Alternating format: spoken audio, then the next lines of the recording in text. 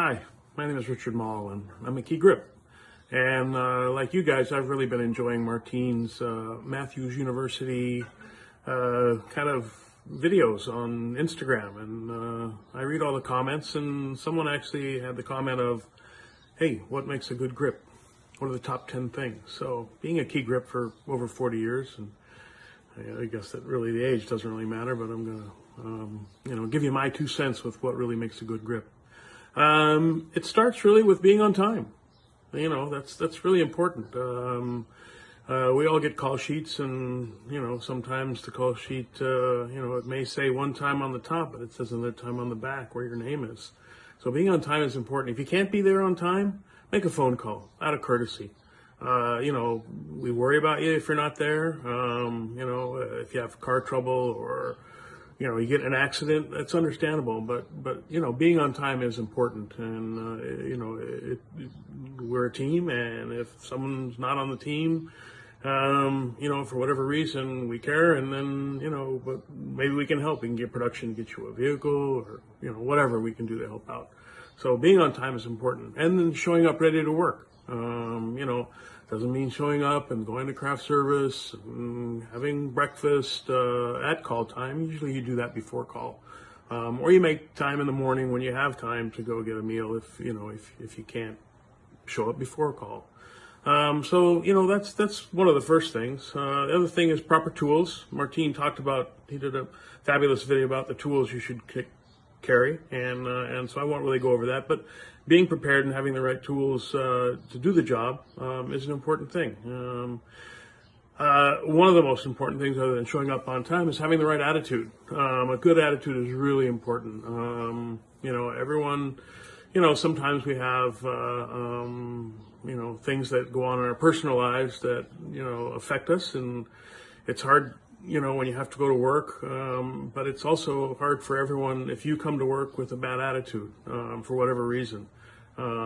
As a family, and we definitely a family or a team, you can generally get help and talk to a friend on the set if there's something going on. But having a positive attitude goes so much further than your ability to be completely honest.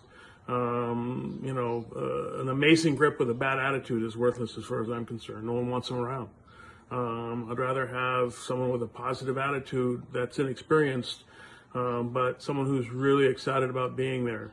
It's a good job. It's interesting. It's exciting. I've been fortunate. I've worked all over the world, and I've had the pleasure of working with some really amazing people. They may not be the best grips, but they're amazing people, and sometimes for me, that's more important. I really appreciate a good attitude, and then the other thing is, when you show up, be respectful of everyone. It's not just the people in the grip department. It's every department. We have to work together, sometimes in very close quarters, and that attitude plays out. And people know if you're disrespectful to someone else because you think you're above them, whether it's a production assistant or a background actor.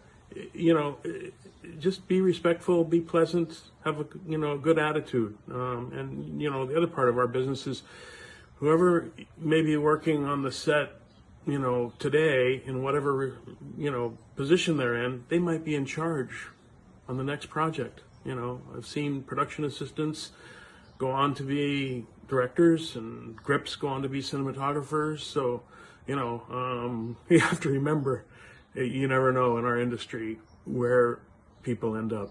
So be pleasant, be respectful. Another good point is to pay attention. Learn. If you're new, watch, observe, listen to what's going on. Be efficient, and when things are asked for, understand why, maybe, and maybe you can second guess, which is okay. Look, if some guy's paying attention and he sees that a ladder is needed, does he wait for someone to say, hey, I need a ladder, or does he go and get a ladder because he watched what was going on? I appreciate someone who pays attention and sees that, a ladder might be needed. Now, there's a bit of an attitude sometimes. We're not just ladder jockeys. Well, it's not about being a ladder jockey. It's part of our job. The electricians, whenever anyone asks them for a stinger, guess what? You get a stinger. It shows up. It's their job. A ladder, it's our job. So sometimes, I've seen guys with attitudes, oh, I don't want to be a ladder jockey. Look, you can just get the ladder and give it to them and help support it. And, as you guys build teams together, you realize the electricians in time may not just walk away from the ladder because, like, that's not mine. I'm not going to take care of it. I'm just going to walk away from it. Pretty soon, if you give them a ladder, they'll bring you a ladder back. So, it's a bit of a team effort. The other thing that I like is when I personally do this is I key into the voices on the set. I learn the DP's voice, I learn the gaffer's voice, the first AD's voice, the director's voice, and the operator, because these are all people that I have to work directly with. And if I'm on one side of the set and I hear the director make a comment, and I pay attention, oh, I know what's going on.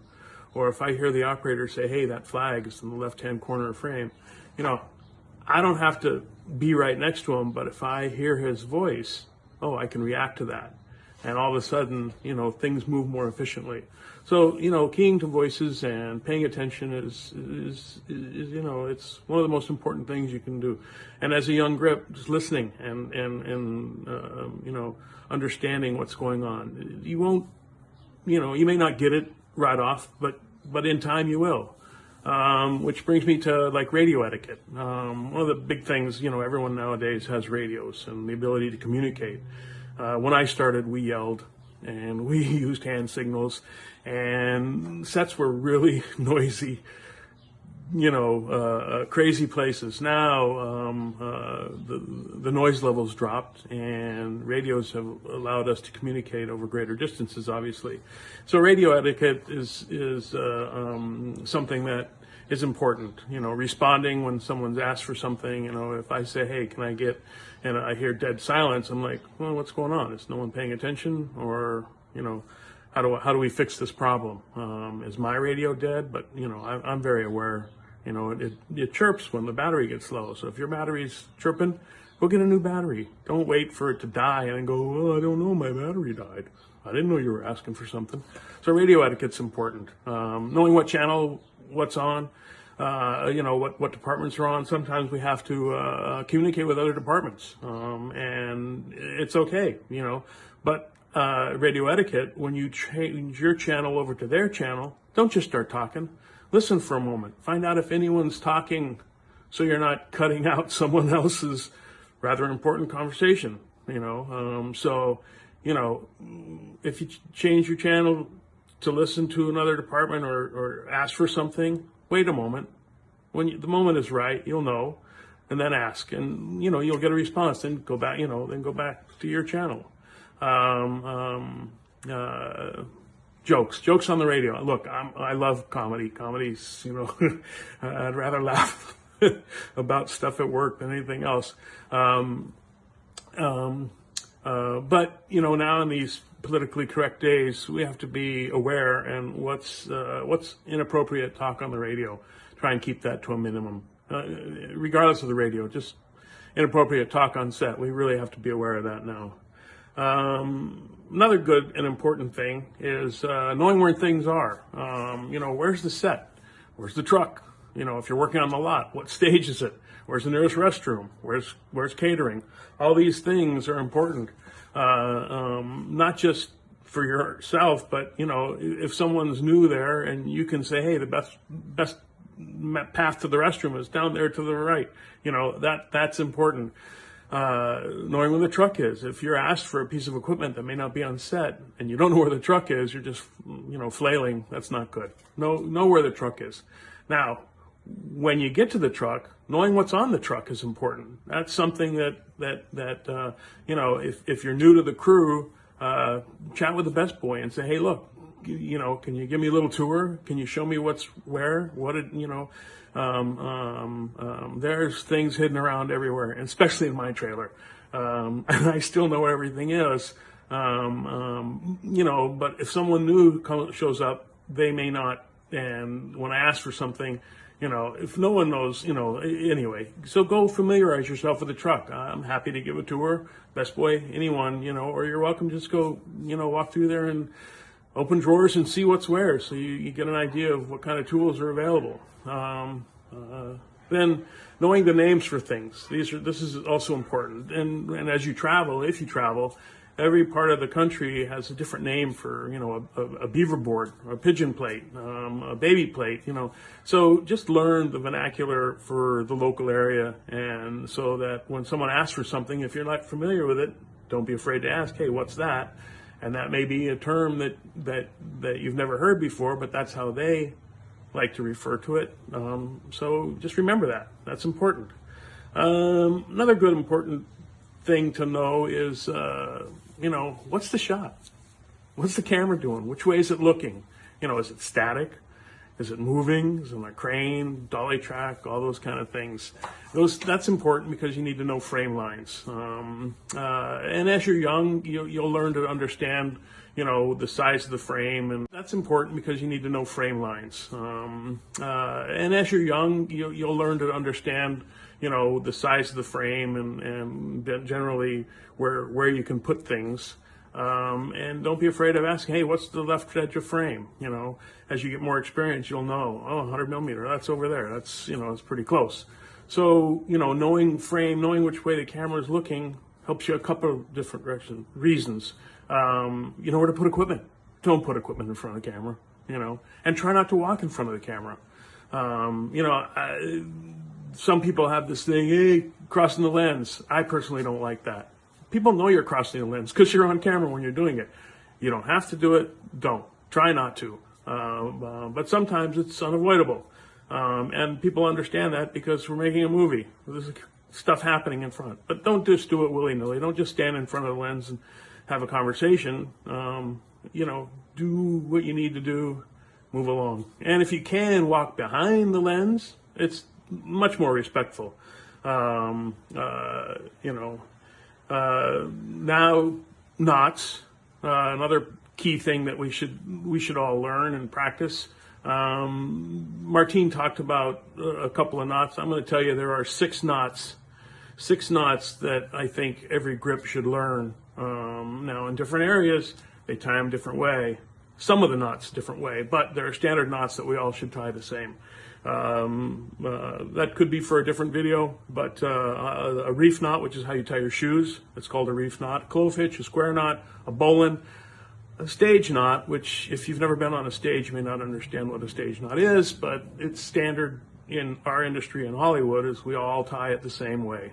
Then there's a trucker's hitch, which everyone in different areas has a different way of tying it. There's 2 basic ways. We can go into that at another time, but personal preference, trucker's hitch, and then coiling a line. And I don't know if any of you follow me. I did a little tutorial on throwing a line. It's a good thing to learn. Anyway, let's move on here. The other things that are important is, when you're in the heat of the battle, and sometimes the key grip's saying, okay, I need 2 long polecats, 4 cardellinis or mathelinis, 2 short heads and arms, a 90-degree pin, a long head and arm, and an 18 by 24 solid. So, they may rattle off half a dozen things that they want on set. Now, if you just walk away and you're unaware of what was the 4th thing you said, get a notepad and write it down. Ask again, confirm. Hey, did you want 2 or 4? How many? What? Don't be afraid. It's all about communication, and the more efficient it is, the faster things move. And if things are working smoothly, there may be guys on the carts already collecting that stuff. So getting equipment to and from the set is important. How you get to it is important. Then let's see, backing up your crew members. If you hear something being asked for, and it's obviously more than one guy can carry, and one guy says copy, maybe you go, hey, hey, do you need some help? I mean, I can get the apple boxes, or I can get, a ladder. I can, bring some sandbags. How can I help? What do you need to do? So that's important. The other part that's important is staging equipment. You know, usually you find, okay, which way's the camera looking? We do a lot of moving around sometimes, especially if you're on location and you have to spin around a room and it's a tight quarters. There may not be a lot of places to store equipment. So we have to be aware of what are frame lines and where can we put equipment. So, you know, knowing that information is good. It makes you more efficient and thinking ahead, okay, we're going to do a turnaround here pretty soon, so I've got this pile of equipment we haven't used. Maybe I should find another place to put it. Ask the best boy, ask the key grip. Hey, when we do the turnaround, where should we put equipment? We can start moving stuff we haven't used now. So those are important things. Those are things that should be addressed. And when I see someone taking that initiative, I pay attention. I'm like, good, I appreciate that. You know, so also in staging equipment, make it clean and tidy. You know, if it's when the carts are a mess, your crew's a mess. You know, I don't mean it that way, but a lot of times in the heat of battle, things start flying everywhere, and all of a sudden it's a mess. I understand that. You know, you're going hot and heavy and trying to get a lighting setup taken care of. Things happen. So the other thing is, you know, maybe one person stays and, you know, tidies up a little, keeps an eye on the equipment, knows what's going on. And now, in regards to keeping an eye on equipment, also expendables. You know, if you're getting short on expendables, talk to the best boy. Say, hey, look, we're getting low on black wrap, or we need some more sash cord, or we need some tape, whatever it is. You know, I personally don't like it when someone's, oh, we're out of black wrap at the carts. Well, wait, there's 40 rolls on the truck. Why are we out at the carts? That means no one's paid attention for the last, you know, 2 days. Why are we out? So, you know, if you see an area where expendables are not being dealt with, you know, just to mention to the best boy. And then I'll have a talk with the best boy and go, hey, how come there's no one paying attention to the expendables? So, you know, anyway, that's important. And so just, you know, during downtime, maintaining equipment, cleaning things up, you know, and then checking empty frames that have been skinned up. You know, during the heat of battle, things get torn, things get dirty. Going through, you know, it's one of my pet peeves. All of a sudden, I see a 4x4 frame that comes out that someone spilled coffee on, or there's a tear in it, and they're, well, that was all that was there. Well, how come no one looked at them? So, you know, one of my favorite tasks is I walk over to the carts during a downtime, and I start pulling out diffusion frames, and I pull out my knife, and all of a sudden I see a frame that needs a little attention. I just slice through the whole thing. And everyone kind of knows what that means. And the same holds true with the bounce cards. You know, we make bounce cards up, and they get beat up in battle also. And so, you know, every once in a while, flip it around, use your resources, take the initiative. I mean, I see that they're dirty. If I have to make a comment, you know, I mean, I will. But if I see you see that it's bad and you take the initiative, I like that. That makes me, you know, it's like, okay, I'll keep an eye on it. Guy knows what he's doing. You know, and then pointing out problems. If you see something like, hey, there's a safety issue here. Why is there's a hole in the floor that needs to be addressed. You can either talk to the department head or you can talk to the first AD. In regards to safety, you are in charge. If you see something that's unsafe, you have to speak up. Whether you speak up directly to the department head or the first AD, anything you see that's unsafe, you have every right to speak to anyone about it, because it's about safety.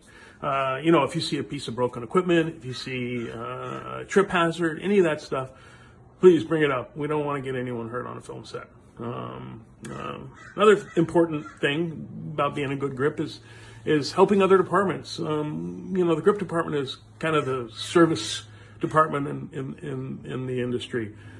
We touch every department, whether it's a C-stand for the wardrobe department or an apple box for the makeup department to get into their trailer.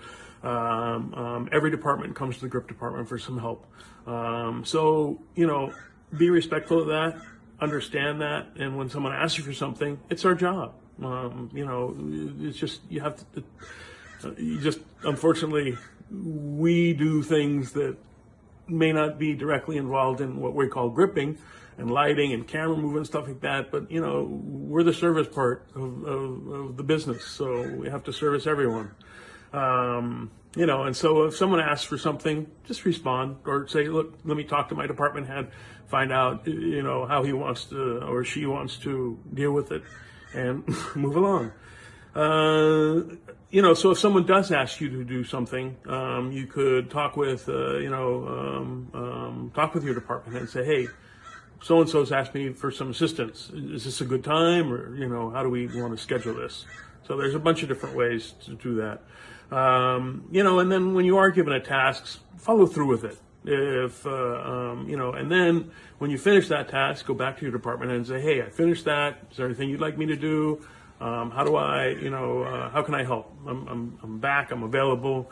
And then when you're given a task by your department head, or the best boy or anyone, once you finish the task, let people know, and you can move on. Next thing.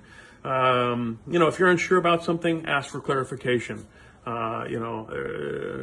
Here's one that, respecting the set, respecting the actor's eye line. More often than not nowadays, everyone's sitting at the cart staring at their iPhones during takes. Okay, I understand that. You got to find out your Instagram post and what the hell, who said what, and, blah, blah, blah. What did Trump say next? Anyway, so respecting the actor's eye line, being quiet, being respectful, not moving during takes, those kind of things. Those are important, and I think they need to be adhered to. So working quietly, there's no reason to yell. We have radio so we can communicate normal talking voice. And don't be disrespectful, throwing equipment, making loud noises, that kind of stuff. Martin had alluded to in one of his videos about the screw guns and the hammer gun. Personally, I don't like hammer guns on a film set. They're noisy, and they're a useful tool, trust me, but they're noisy as hell. So be a little more respectful and bring the quiet ones. And, during other times, the hammer gun is fine. And then don't be the last one to help out. If you see something, if everyone's, trying to push a car out of a ditch for whatever reason, don't stand there, staring at your iPhone. Go help if you can. I mean, it makes the day go faster. It builds a team. Everyone understands, hey, this person's willing to work together. It just makes the job that much easier. And then attitude, being ready for changes. Our business is about change. It's the moving business. So, we sometimes do these amazing setups and everything's, hard work, and you're sweating and it's hot and it's miserable, and you get all this kind of stuff done, and all of a sudden the director goes, no, let's move on. Let's forget that. I used to get really upset. I would say to myself, my God, we just put all this effort into this and you don't care about it anymore? You know what? It doesn't matter. That's not our job. We don't make those decisions. Our job is to be safe, do what's been asked of us, and if things change, it's part of the job. So have a good attitude about it and say, okay. I personally say, okay, we got that shot, did a great job, let's move on. Next adventure, what is it? And then working within your department, working with other department members, other grips, raising stands together. If you're raising a 12 by 12, I kind of sometimes sit back and chuckle when I see one guy raise it up like 3 feet and the other guy hasn't even started. And then it binds, and all of a sudden it's kind of a, Keystone Cops, or it's a bit frustrating to watch, but work together, raise things together, and communicate with each other. And that holds true with folding rags. If one person folds to the right, you fold to the left, or fold, blah, blah, blah. It's kind of silly. Work together, communicate with each other. It just makes the job that much easier. And also when carrying things. A lot of times we have to lift heavy things. And so when you're picking up something that's heavy and there's someone else helping you pick up something that's heavy, don't just drop what you're done, when you get to where it's going.